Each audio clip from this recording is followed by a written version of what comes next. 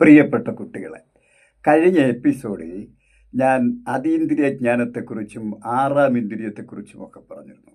അതൊക്കെ വലിയ വലിയ സംഭവങ്ങളായതുകൊണ്ട് നിങ്ങളുടെ കുട്ടികളുടെ മനസ്സിൽ അതൊന്നും ഉൾക്കൊള്ളാൻ കഴിയുന്നതല്ല. അതുകൊണ്ട് ഞാൻ അത്തരം വലിയ സംഭവങ്ങളൊക്കെ ഉപേക്ഷിച്ച് നിങ്ങളുടെ കൊച്ചു കൊച്ചു സ്വപ്നങ്ങൾ സാക്ഷാത്കരിക്കുന്നതിനെക്കുറിച്ച് പറയാം.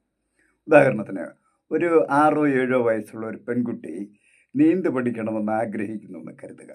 പക്ഷേ അതിനൊന്നും ഒരു സാധ്യതകളുമില്ലാത്ത നാട്ടിലാണ് അവർ ജീവിക്കുന്നതെന്നും കരുതുക. അതായത് ഹൈ റേഞ്ച് ഏരിയയിലാണ് ആ പെൺകുട്ടി ജീവിക്കുന്നത്. അവിടെ നദികളോ പുഴകളോ തോടുകളോ കുളങ്ങളോ ഒന്നും ഇല്ലാത്തൊരു സ്ഥിതിയാണ്. അത്തരം സാഹചര്യത്തിൽ ജീവിക്കുന്ന കുട്ടികൾ നീന്ത് പഠിക്കുന്നതിനെക്കുറിച്ച് സ്വപ്നം പോലും കാണാറില്ല. പക്ഷേ നിങ്ങൾ സ്വപ്നം കണ്ടു നോക്കൂ. ഒരു കുട്ടി സ്വപ്നം കാണുന്നു എന്ന് കരുതുക.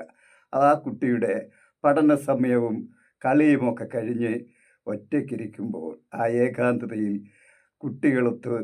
കുട്ടികളുമായി നദിയിൽ ചാടി നീന്തുകയും കളിക്കുകയും കുളിക്കുകയും ചെയ്യുന്ന ആസ്വദിക്കുന്ന സ്വപ്നങ്ങൾ കണ്ട് നന്നായി നിങ്ങൾ ആസ്വദിച്ചോളൂ.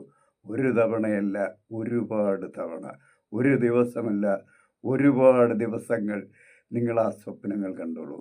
നിങ്ങളുടെ ആ സ്വപ്നം സാക്ഷാത്കരിക്കും. ആ കുട്ടി ഒരു നല്ല നീന്തൽക്കാരിയായി തീരും.